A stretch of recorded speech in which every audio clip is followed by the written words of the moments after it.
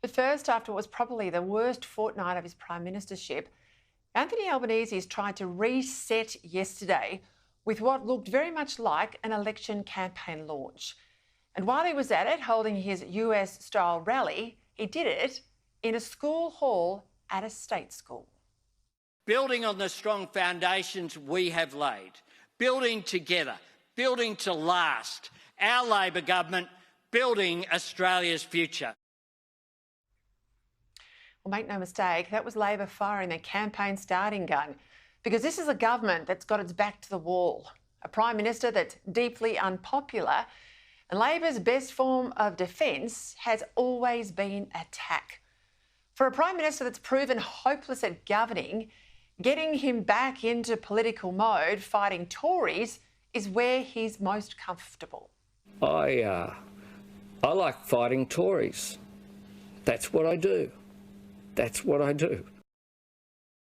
Well, take it from me, with no record to run on, no plans for the future, the coming campaign will all be about giveaways and a fair bit of personal abuse too, thrown at Peter Dutton, as Labor proved yesterday. He thinks workers don't deserve fair wages. He thinks you don't need help with your power bills. He thinks medicine should be more expensive and Medicare less generous. He's wrong about our country and his agenda is all wrong. Peter Dutton's intention to take Australia backwards and leave people worse off. In opposition, he's selfish and his stubborn attitude has been frustrating, but in government, it would be frightening. In a naked attempt to try and claw back the youth vote from the Greens, Labor threw $16 billion at the education sector, announcing that everyone with a HECS student debt would have 20% of it forgiven. Just like that. This is about putting money back into your pocket and putting intergenerational equity back into the system. Good for the cost of living, good for this generation and for generations to come. Poor bloke can't even add up. If only it was that simple. Because debt doesn't disappear. It's borrowed money that has to be paid back. Only now the students aren't paying it back, the rest of the country will have to pay it back, including those Australians who work hard to pay tax and have never seen inside a university, let alone earning the sort of good money wages that those with a degree usually do.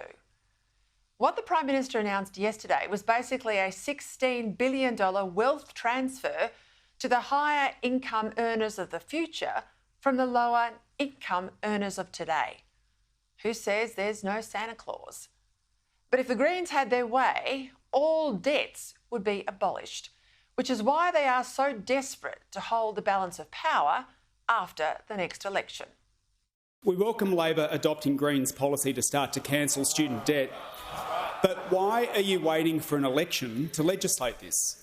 Will you commit to introducing legislation on debt cancellation and changing the repayment thresholds this week so that we can pass it by the end of this month, giving people debt relief and certainty now? Fair point. If it's so good, Labor do it now. And Labor might say that the Greens are extreme, but that doesn't stop their drift to the Green left. Nor, for that matter, is it stopping Labor-Green preference swaps. Now, the Prime Minister might talk tough, but he's only in the lodge because of Greens' preferences. So how can you say you're against the extremists when you're giving the extremists your preferences? But what was most telling yesterday was the non-stop abuse of opposition leader Peter Dutton. It started early with the warm-up acts from Penny Wong and Richard Marles. Every election is a choice. It's a choice between our plans to deliver more progress or Peter Dutton's pledge to stop it, block it and wreck it. And then this from the Prime Minister. Peter Dutton has spent every day as opposition leader hoping for the worst for this country. On and on he went, hardly prime ministerial, but there's a difference here, isn't there? The opposition leader, he attacks the Prime Minister's policies, but the Prime Minister attacks the opposition leader's character. Labor likes to lament the so-called Americanisation of Australian politics. But it's actually Labor itself that's importing from America the character assassination and personal demonisation that's left America so divided and polarised. These days, if the left doesn't agree with you, well, it doesn't just make you wrong, it makes you bad.